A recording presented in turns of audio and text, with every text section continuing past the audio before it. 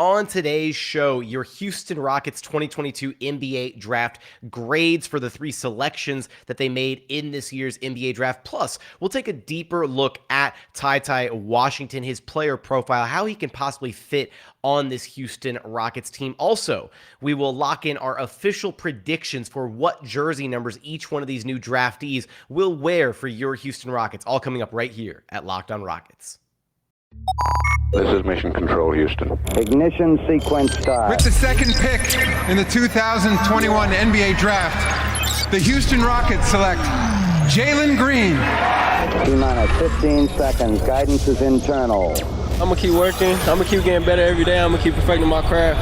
And every time I step on that floor, I'm coming. 6, 5, 4, 3, 2, 1. What's up, and welcome to another edition of Locked On Rockets, your daily podcast, home for everything Houston Rockets basketball. As always, I'm your host, Jackson Gatlin, native Houstonian and credentialed media member. I'm also the host of Locked On NBA Mondays, host of the State of the Rockets podcast, as well as the founder of ClutchCityControlRoom.com. Be sure to follow along on Twitter at JT Gatlin, the show, of course, at Locked On Rockets. As always, we appreciate you for checking out the show, making it your first listen every single day. Now, today's episode is brought to you by BetOnline. BetOnline has you covered this season with more props, odds, and lines than ever before. BetOnline, it's where the game starts. Now, for today's episode, we're going to go through draft grades for the Houston Rockets this go-around after the 2022 NBA Draft. We'll also take a deeper look at TyTy Washington, the one player that the Rockets drafted that I unfortunately didn't do a draft profile on ahead of the draft. And so I want to kind of circle back, take a look at him, his strengths, his weaknesses, how he can possibly fit into this Rockets team, get you guys a little bit better acclimated to his skill set. And then lastly, we'll lock in predictions for what jersey numbers these 3 guys will wear for your Houston Rockets, seeing as how all 3 of the jerseys that they wore at the collegiate level are unavailable here with the Houston Rockets. Tari Eason wearing number 13. That number is not technically retired, but also not available. Jabari Smith Jr. wearing number 10. Sorry. EG has that one.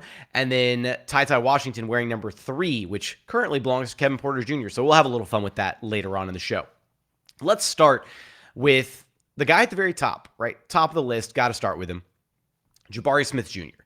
And as we're doing these grades, you're going to find a recurring theme here with these grades. But I'm going to go ahead and give the Rockets an A+ on taking Jabari Smith Jr. number 3 overall. And this, to me, I'll preface this by saying that whoever the Rockets were going to take at number 3, whether it was Jabari, whether it was Paolo, hell, even if it was Chet Holmgren, if he had fallen to 3 at the Rockets and that was the direction that they ultimately wound up going, they would have gotten an A+ from me regardless. Because the only way the Rockets couldn't have received an A+ in my book with that 3rd overall pick with 3 very clearly defined prospects at the top of the draft would have been to panic and to forego future assets to try and trade up to get a guy who maybe was a little bit ahead on their board or, panicking at the last moment and, cashing in a bunch of future assets to move up to number 1, to take Paolo Banchero, falling for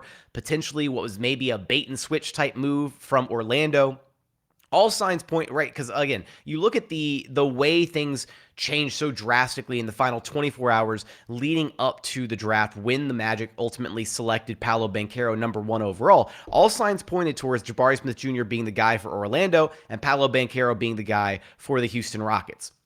So leading into the draft, with all that noise, myself and so many others really thought that it was just last-minute posturing by the Orlando Magic to try and recoup some assets, to maybe force the Rockets to want to trade up to be able to secure their guy, the guy that they had, top on their board. And based on the way the Rockets are acting about everything, they seem perfectly content and happy that Jabari Smith Jr., fell to them at number 3. So much so that people are speculating that there's, wild theories out there that Jabari Smith Jr. was always the guy at the top of the Rockets board and that they gassed up Paolo Banchero as much as they did so that the Orlando Magic would actually heavily consider taking him at number 1 instead. And hey, maybe that's a possibility, right? But ultimately, this grade for the Rockets is an A plus in my book because they didn't burn any future assets to try and trade up, right? They didn't package 3 and I don't know, KJ Martin to move up to 1, or 3 and 17 to move up to number 1, or 3, 17 to 26, right? Like the list goes on and on for the different permutations that the Orlando Magic could have potentially finessed out of the Houston Rockets if they were desperate enough where they were completely locked in on their guy, their target, the guy that they believed was at the top of their board, and they didn't panic. And I think that's to kind of go 10,000 foot view on this grade specifically. I think that's something that we've become accustomed to with Rafael Stone. Is I don't think he's a guy that panics, right? Like he is very much going to make the move that he wants to make. And apart from kind of being backed into a corner with the Victor Oladipo situation 2 trade deadlines ago, and ultimately dealing Oladipo to the Heat for a very minimal package by way of a pick swap and Kelly Olynyk and Avery Bradley. Apart from that deal, it really does feel like Rafael Stone doesn't panic or take back deals that are lesser than, right? Like so far, it's felt like every trade that Rafael Stone has made, every decision, every move has been a move that he is confident in and that he's comfortable with, and has been made because he thinks that's the right decision and the right direction for the franchise. So this is just another line in that kind of series of moves, or I guess in this case, not a move, where instead of panicking, instead of taking, draft capital that the Rockets have fought so hard to recoup after dealing so much of it in the Russell Westbrook, Chris Paul trade, instead of panicking and sending out additional draft capital to move up 2 spots to secure the guy that, a lot of Rockets fans had fallen in love with in Paolo Banchero, who was supposedly going to be there at pick number 3. The Rockets stood pat, and they still got, and this is the important takeaway, right? They still got a number 1 overall talent, but at pick number 3. That means in back-to-back years, last year with Jalen Green, the Rockets got a number 1 overall talent at pick number 2. This year, they got a number 1 overall talent at pick number 3. There's not a lot of teams that get to say that, right? There's not a lot of teams that walk away in back-to-back subsequent drafts saying that, oh, yeah, we walked away with 2 tier 1 talents, right? The Magic don't get to say that. The Thunder don't get to say that. Last year, they got Josh Giddey. And last year, hindsight being 2020, Josh Giddey had an incredible rookie season. But at the time of the draft and even, hereafter, I don't think you walk away saying Josh Giddey is a number 1 overall talent. So the Rockets are in this amazing position where in back-to-back subsequent years, they've absolutely nailed it at the top of the draft. Rafael Stone didn't panic, didn't forego additional assets to try and move up, didn't fall in love with the guy that it looked like they were going to get, and instead walked away with a completely different prospect, but still an incredibly enticing guy in Jabari Smith Jr., the guy who I truly think we're going to look back on this draft years from now and be incredibly happy about the Rockets having Jabari Smith fall to them at number 3 instead of Paolo Banchero. So an A+ on the very first selection in this draft. Coming up, want to talk about the selections of Tari Eason and TyTy Washington. We're going to get there after a quick message from our friends over at BetOnline, because BetOnline.net is your number 1 source for all of your sports betting needs and info. Find all the latest sports developments, league reviews, and news. They got you for Major League Baseball, UFC, MMA, boxing, all the fighting, golf, you name it, they've got it over at BetOnline. It's your continued source for all your sports wagering information, including live betting, esports, scores, everything. They've even got you for NBA futures already. Right now, you can go take a look at the odds-on favorites to win NBA Rookie of the Year. Those odds are already up over at BetOnline. Right now, Paolo Banchero is the favorite to win Rookie of the Year at plus 300. Jabari Smith Jr. right behind him, though, at plus 350. Then rounding out the top 5, you got Chet Holmgren at plus 575, Jaden Ivey at plus 650. And then a distant 5th is Keegan Murray at plus 900. So for that and more, be sure to head to their website today to check out all the trends and action available to you. BetOnline, it's where the game starts. And continuing on here at Locked on Rockets, your daily podcast home for everything Houston Rockets basketball. Now, let's continue handing out our grades for the Houston Rockets draft haul here, the 2022 draft haul, I should say.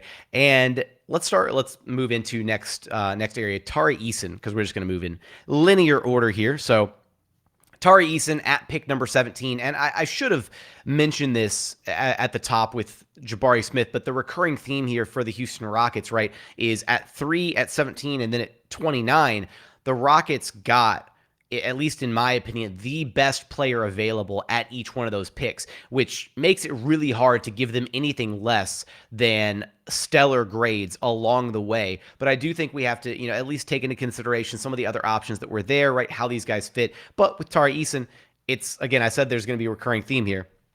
It's an A+ for Tari Eason, absolutely. He is a guy that I had absolutely at the top of my draft board for what I wanted the Rockets to do with pick number 17. And when you consider what he brings to the table for this Rockets team, the defensive versatility, the size, the athleticism, he is really the total package. And we kind of got that first inclination that the Rockets were going, that they were incredibly high on Tari Eason from all the way back during the NBA draft combine. Shout out to the Athletics' Kelly Eco, who reported that the Rockets spoke with Tari Eason, and Tari said, yeah, we had a good conversation, a really good conversation, with that elongated, really good conversation. And that was kind of the moment where it sounded like, okay, the Rockets probably made a promise to Tari Eason, all right, if you're there at 17, you're our guy. We're going to take you at 17. Even Rafael Stone talked about it after the draft in his post-draft media availability, kind of going over the fact that, hey, we were sweating bullets when we were getting closer to 17 and Tari was still there on the board. He was our guy. That was the guy that we wanted.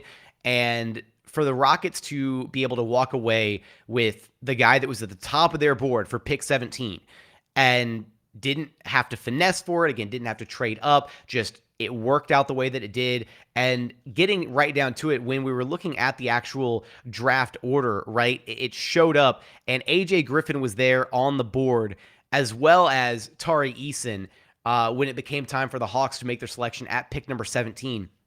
And that was the moment where you're like, all right, the Rockets are walking away with one of Tari Eason or AJ Griffin at pick 17, because those were the two best players left on the board at that point, guys who could have very easily gone a little bit further up, gone higher up in the lottery, and yet somehow didn't, because you had a couple names like Jalen Williams, who jumped up a little bit further into the lottery. A couple other names probably jumping up a little bit. Ochai Agbaji probably jumping up just a skosh compared to some of the mocks that had him going a little bit later in the first round. And so the Rockets completely lucked out and had their choice of one of those two guys. And as soon as the Atlanta Hawks dropped in that AJ Griffin selection, it was basically a lock that Tari Eason was going to become a Houston Rocket. There wasn't anybody else on the board at that moment for pick number 17 that made more sense for this Houston Rockets team to draft. And so for that, and again, same line of thinking here at pick number 3 and at pick 17, the Rockets walked away with the best available player at those picks. And not only were these two guys, in my opinion, the best available players, they also were the best possible fits for this Houston Rockets team. And I think that's something that's so unique about this year's draft is we talk so much about BPA versus fit and all this stuff. And even Rafael Stone has commented on this. It was just incredibly lucky that the guys who were the best players at the moment, at the time that the Rockets were selecting, also happened to be the best possible fits for this Houston Rockets team, which is just a great,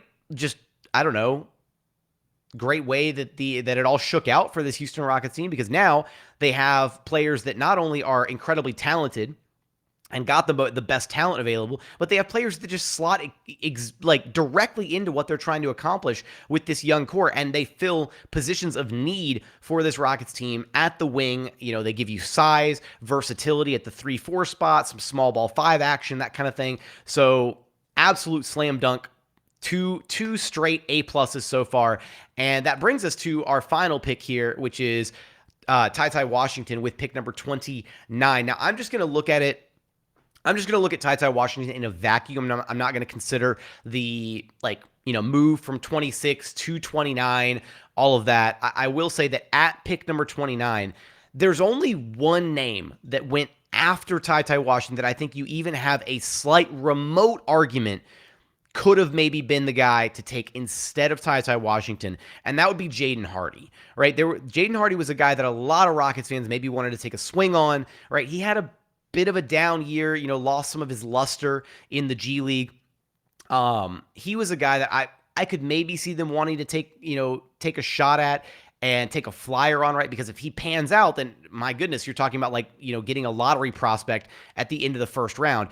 You can make the same argument for TyTy Washington as well, a guy whose unfortunate injury luck kind of didn't quite tank his stock, but definitely kind of dropped him a little bit on most people's draft boards. Had some, not so great workouts that I think impacted his draft stock a little bit. So that's something to be, consider when you look at where the Rockets were able to scoop up TyTy Washington. But as far as, again, all the other names that were on the board at the time that the Rockets were selecting at pick number 29, the only one that I consider even remotely close to TyTy Washington in the form of, an interesting prospect would have been Jaden Hardy. So I do think, again, the Rockets walked away with the best player available at pick 29. So I'm going to give him an A+ for TyTy Washington as well, right? This was a guy that throughout a lot of the pre-draft process was mocked at times, in the late teens, early 20s. And so for him to fall all the way down to 29 and for the Rockets to be able to scoop him up, right? At first, when the pick was on the board at 26 and the Rockets, selected Wendell Moore, and then it was announced, okay, they're actually trading Wendell Moore, like all of this. And we found out about the trade package involving, the expansion of the deal with the Dallas Mavericks, the Minnesota Timberwolves, all of that to recoup the 2 future additional second-round draft picks.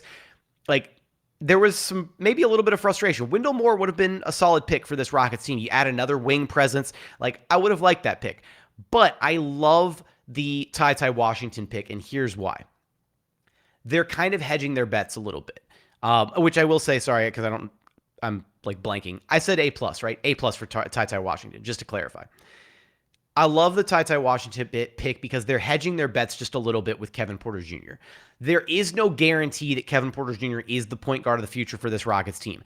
And there might be some Rockets fans who are mad at me for saying that. But right now, if you look at the likelihood of players who are locked into their positions for the long term, or who are at least have more so question marks around their role, their slot, their position moving forward, I think Jalen Green is a lock, right? Like, he's the one guy on the team who's untouchable. He's locked in for the long haul. I feel like you're realistically going to be able to have the same expectation or level of confidence in Jabari Smith as well.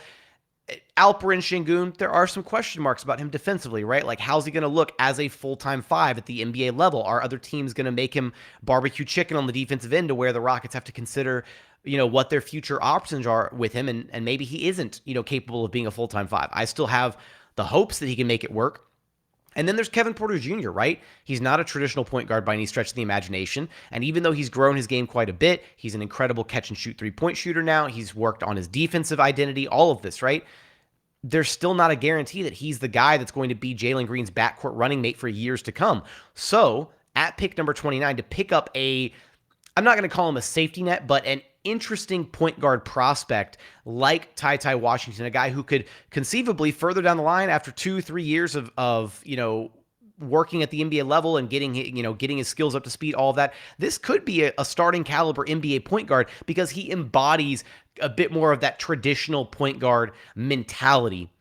And we're going to talk about that here in just a moment in our third segment. So I'm going to absolutely give the Rockets an A+ on all 3 of their selections, a total slam dunk draft for the Houston Rockets this time around. They completely killed it this year. Shout out to Rafael Stone and the front office for doing their due diligence, doing their homework, and coming away with what is, at least in my opinion, the second best draft haul of the night. I'd love to say that the Rockets got the best draft of the evening, but I think the Detroit Pistons absolutely killed it by taking Jaden Ivey at 5 and then getting Jalen Duren for just a future first-round pick at number 13.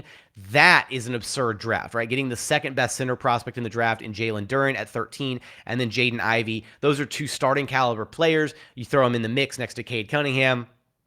Pistons absolutely crushed it in this draft. So as much as I'd love to say the Rockets have the best draft of the night, we'll have to settle for number 2 behind Detroit, just because Detroit absolutely crushed it.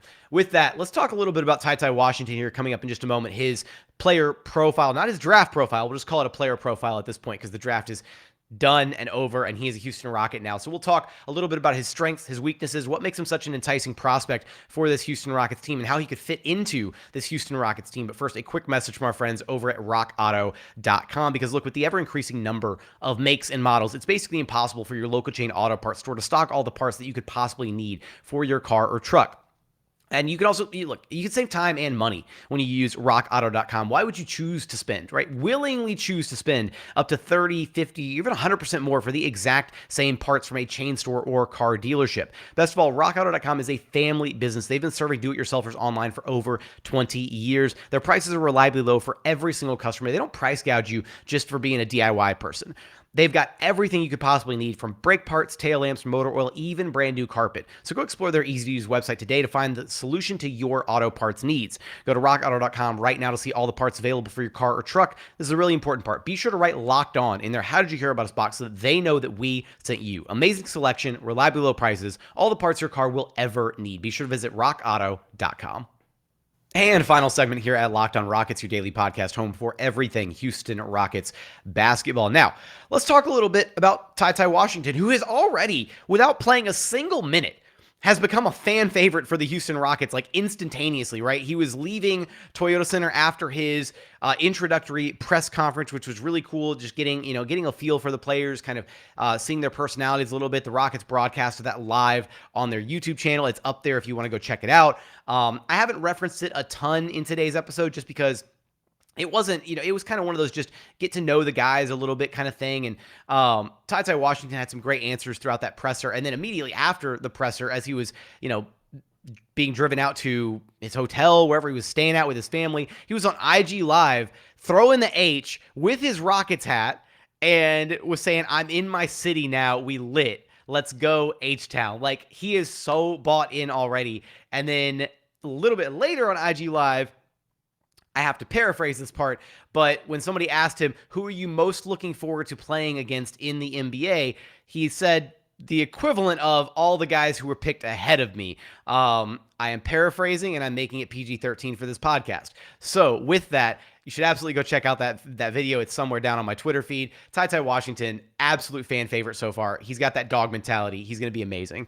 So let's talk a little bit about what makes him such a great prospect for the Houston Rockets team, right? This is a guy who is very much I think he's like a traditional feeling kind of point guard, right? Great feel for the game, great playmaker, incredible passing, incredible court vision. And he's got a decent perimeter shot, needs to extend the range all the way out to the three-point line, but overall a great, just point guard prospect with great physicals at the end of the day, right? So he's about 6'2" and a quarter without shoes, probably 6'3" or so in shoes. He's got a 6'8" or 6'9" wingspan, and that's a really solid sized length for a guard. Weighs almost 200 pounds already, coming out at just under 20 years old. So he's got a great NBA ready body at the guard position as it stands right now. So let's take a look at his actual offensive repertoire. Let's pull up his shot chart right here.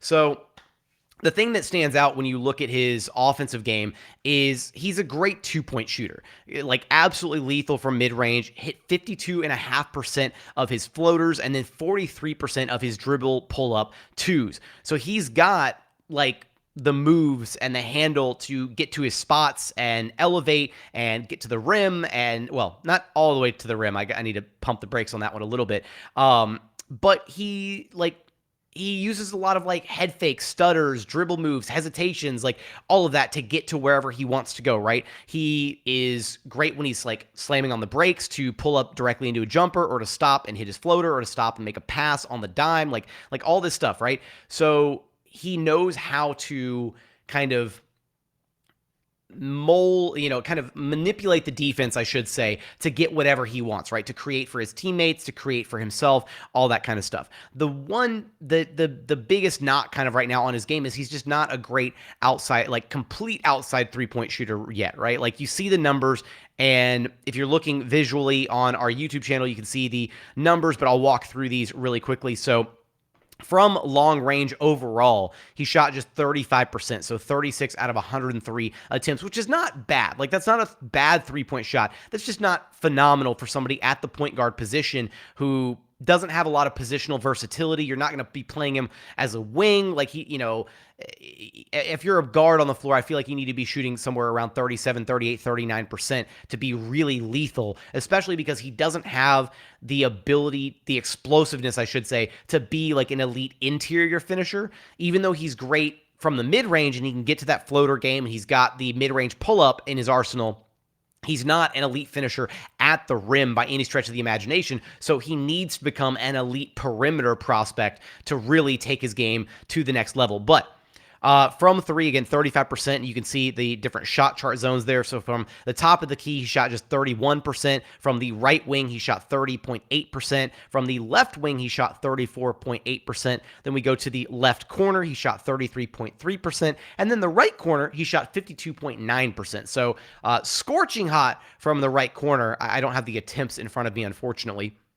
So it might just be like, something, I don't know what 52.9% is off the top of my head. I'm not going to try and do live math on the podcast. That's a terrible idea. But then we look at the interior, right? The mid-range, where inside the paint, 47%, 66.7% at the rim. Now, again, even though the number at the rim does look pretty solid, his ability to get there consistently is what is a bit concerning, right? That's not a huge part of his game, at least at this point of his career.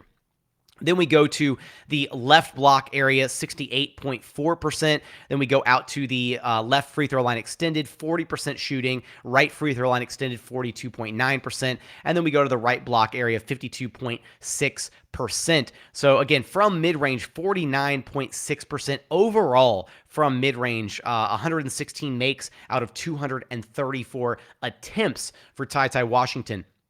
So this is a guy, again, I think that he's going to have, he's got shades of Chris Paul isms to his game. That's what I would say. Now, I'm not going to say, I'm not saying he's the next Chris Paul. No. That's not what I'm saying. When you watch him play, he looks reminiscent to how Chris Paul gets to his spots on the floor, right? Chris Paul doesn't have that insane burst of athleticism where he's just flying by people or elevating above people, right? Chris Paul has to get into his bag to get his opportunities, and that's exactly what TyTy Washington does as well. Mention the lack of explosiveness, right? So that is a bit of a concern, at the rim, finishing at the rim, the ability to draw fouls, that kind of thing, which, maybe does limit his, potential as a scorer at the NBA level. And I talked about the three-point shooting, and that's going to be kind of the biggest one. He made a decent number of catch and shoot threes, but overall, not an incredible catch and shoot three-pointer at this point in his career. Didn't do it a ton at Kentucky, though. Didn't have a ton of opportunities to play off the catch because he was, largely in charge of handling the basketball and distributing and creating the offense for his team. So it's understandable, but that's a part of his game that I think you look at the rest of his game, how good of a shooter he is just in general across the rest of the floor. I think the numbers are going to translate. I think he has the potential to become a really strong catch and shoot three-point guy. And the best part is when you look at his physicals, the size that he has, the length, the wingspan, all of that, he projects to be a pretty solid defender. He made progress just as far as his fundamentals are concerned all throughout the year. And I really think that when you look at a guy that has the physical tools that he does, especially at the guard position, he's going to be able to make a really solid impact further down the line as long as he has that commitment to the defensive side of the basketball. So I think for the Rockets, this is a huge slam dunk at 29. I think his potential fit with this Rockets team, right? They're kind of stacked up at the guard position, especially if they are as high on Jae'Sean Nix as they seem to be, as they are reported to be. So, I don't think TyTy Washington is going to roll into, the season and have a guaranteed roster spot. I'm not going to say not guaranteed roster spot, guaranteed rotation spot, I should say. Let me correct myself here.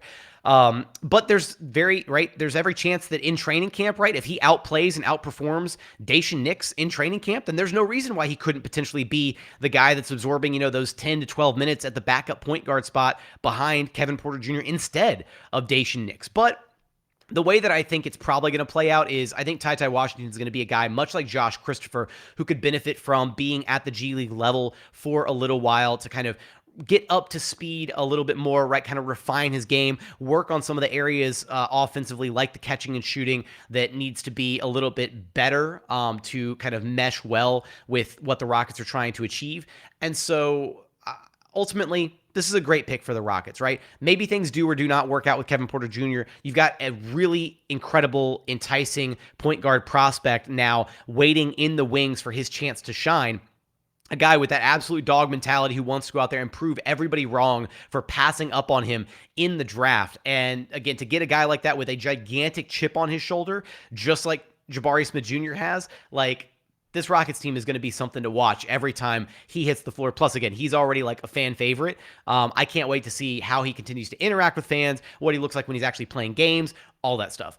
Total win for the Houston Rockets at pick number 29. And again, I just wanted to break him down a little bit here, kind of an introduction into what I think the Rockets are getting with this kid, because we didn't get a chance to run a draft profile on him leading into the draft. He was a guy that, again, I didn't necessarily think the Rockets were going to go with a guard at pick 17. And by the time we found out that they had pick 26, I'd already kind of lined up all my other draft profiles. So, oh well, here we are now. So with that, final thing here that we'll toss in is predictions, jersey predictions, right? We have no idea what jersey numbers these kids are going to wear, and all three of their jersey numbers are currently taken. So TyTy Washington normally wears number 3, Jabari Smith Jr. usually wears number 10, Tari Eason has worn number 13, and all of those are currently spoken for on the Houston Rockets, right?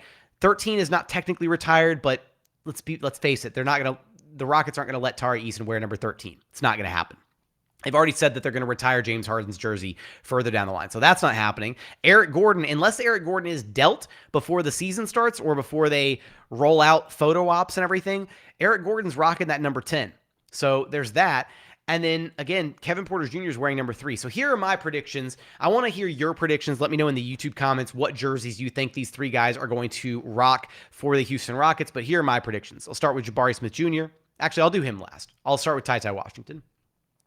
I'm going to keep it simple with TyTy. I think he's going to go number 33. I think he's just going to double up on the 3. He wore 3 in high school. He wore 3 in college. I think he's just going to double up and go jersey number 33 on the Houston Rockets. It's not necessarily like a guard number. I feel like the bigger you get on the numbers, you start associating, especially like for some reason, a lot of the 30s, you start to associate him with bigs.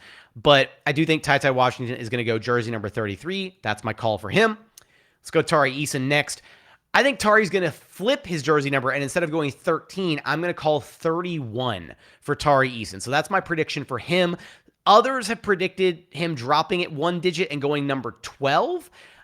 I think flipping it to 31 makes more sense and sounds cooler. So I'm going to go with 31. Maybe he does 12. Maybe that's your thought. I'm going to call 31 for Tari Eason. And then last but not least, Jabari Smith Jr. A lot of people are saying number 5 for some reason. And then that would give the Rockets a really cool combo, 3-4-5, KPJ, Jalen Green, because Jalen's switching to number 4 this season. And then Jabari Smith Jr. at number 5. That'd be kind of cool. I think he's going to go a different route, and I could be off base here, but John Wall, since he didn't play this last season, doesn't have a jersey selected, and because we're expecting John Wall buyout talks to probably heat up here soon ahead of free agency, which will be our very next episode, by the way, so don't want to miss out on that. We're going to lay out all the possible buyout scenarios for John Wall, how it impacts free agency for the Houston Rockets, and we'll also take a look at the Nets' current impending meltdown with Kyrie Irving, so that's going to be our very next episode. Don't want to miss out on that. I think Jabari Smith Jr. is going to go number 1. I think he's going to go with jersey number 1, and I think it's also going to play into the fact that he has that gigantic chip on his shoulder that he should have been selected number 1 overall. So instead of jersey number 10, he's going to drop the 0, and he's going to go with the jersey number 1. That's my call for those 3. Let me know in the YouTube comments. I'm curious to see what you think they're going to do for their jersey numbers. But as always, appreciate you for checking out the show. If you haven't done so yet, consider subscribing wherever you listen to your podcasts, Apple, Spotify, Google, the Odyssey app, free and available on all platforms. Also, check us out on YouTube. Go to YouTube, search Locked On Rockets, like, comment, subscribe, all that good stuff. But as always, thank you so much for watching. Thank you so much for listening. And we look forward to having you back right here at Locked On Rockets, your daily podcast home for everything Houston Rockets basketball.